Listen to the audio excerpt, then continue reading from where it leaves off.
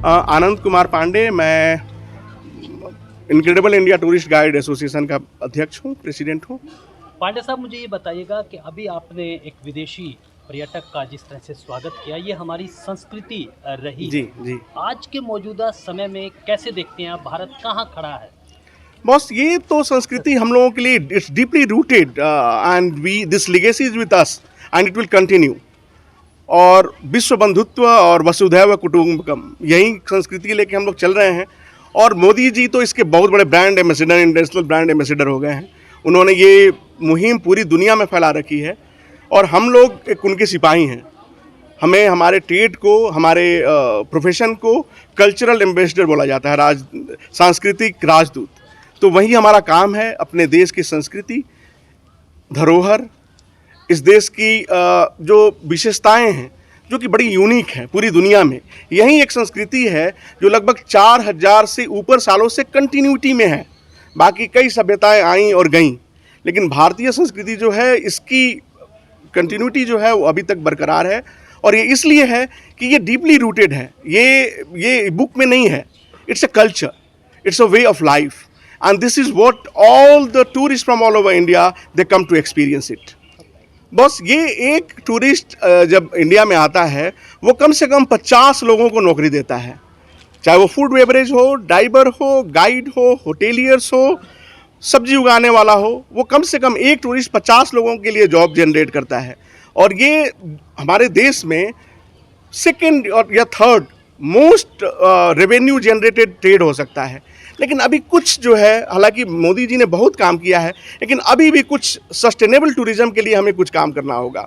एक पहले safety, security and credibility.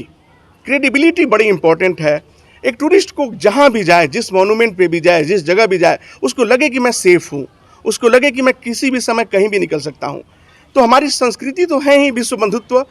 हमारे कुछ लोगों को ट्रेन करना होगा, थोड़ी सेंसिटाइजेशन प्रोग्राम चलानी होगी। जैसे रिक्शा चलाने वाले हैं, जैसे ऑटो चलाने वाले हैं, तो जो ट्रेंड हैं वो तो ट्रेंड हैं, स्किल्ड हैं। जो लोग ट्रेंड नहीं हैं, उन लोगों को भी हमको अपने साथ जोड़ना होगा कि वो टूरिस्ट के साथ उस लेवल पे उनको स्वागत कर सके, उनको सर्विस दे सके जिसकी ज़रूरत है। बिल्कुल। सबसे पहले तो मैं आपके दर्शकों को एक बोलना चाहूँगी हैप्पी वर्ल्ड टूरिज़्म डे। और काफ़ी अच्छी फीलिंग है ये, रीज़न बीइंग कि हमारी कंट्री में बहुत सारी चीज़ें हैं जो हम एक्सप्लोर करते हैं, जो कुछ कुछ तो हमारे सामने और कुछ कुछ बहुत हिडन है। और टूरिज़्म डे एक रिमाइंडर है, एक सबके लिए एक जागरूकता का दिन है कि वो अपने इस धरोहर को देखें, जानें और पहचानें। इसके बारे में सिर्फ अपने तक सीमित ना रखें, औरों को भी दिखाएं। तो मेरे को आज काफ़ी अच्छा फील हो रहा है, क्योंकि आज का दिन मुझे काफ़ी पर्सनल लग रहा है, जैसे कि मेरा कोई खुद का बर्थडे हो या किसी कुछ एनिवर्सरी हो, वैसी फीलिंग है। बिकॉज़ ये चीज़ें करते हुए मुझे ऑलमोस्ट अब 8 साल हो चुके हैं, और अब ये जो फीलिंग है दूसरों के साथ हमारे देश की हिस्ट्री या इतिहास या कल्चर के बारे में बताना, काफ़ी बढ़िया फीलिंग है।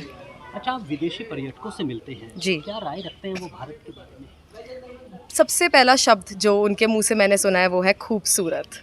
वाओ! ये ही कुछ शब्द हैं जो मैं हमेशा सुनती हूँ जब भी वो कोई मॉन्यूमेंट देखते हैं, किसी मार्केट जाते हैं या कहीं पे भी कुछ भी देखते हैं, सो पहली चीज़ जो उनके मुंह से निकलती है वो है वाओ! हमने कभी सोचा नहीं था कि भारत इतना सुंदर हो सकता है, उसमें इतनी सारी चीज़ें हो सकती हैं। तो डेफ़िनेटली जब उनके मुंह से हम ये शब्द सुनते हैं तो आई थिंक हमारा काम जो है वो काफ़ी आसान हो जाता है, वो एक्सप्लेन करना आसान हो जाता है, क्योंकि वो उसको देख के ही इतने ज़्यादा खुश हो जाते हैं। अच्छा जोशी जी, आखिरी सवाल मैं आपसे ये जानना चाहूँगा, चैलेंजेस क्या है?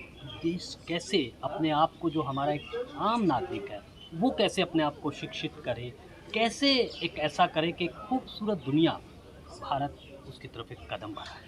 देखिए, सबसे पहले जो है, जो स्कूल के स्टूडेंट्स हैं, कॉलेज के स्टूडेंट्स हैं, वो उस माध्यम पे, उसी लेवल पे स्टार्ट हो जाना चाहिए, ताकि जो लोग हैं वो अभी से बचपन से ही इन जगहों पे आने लगे, जानने लगे। जो टीचर्स हैं, जो स्कूल्स हैं, यूनिवर्सिटीज़ हैं, वो बच्चों के टूर कराएं, यहाँ पे ट्रिप करवाएं, ताकि उनको इस चीज़ का एहसास हो कि हमारे देश में कितनी सारी चीज़ें हैं देखने के लिए, समझने के लिए।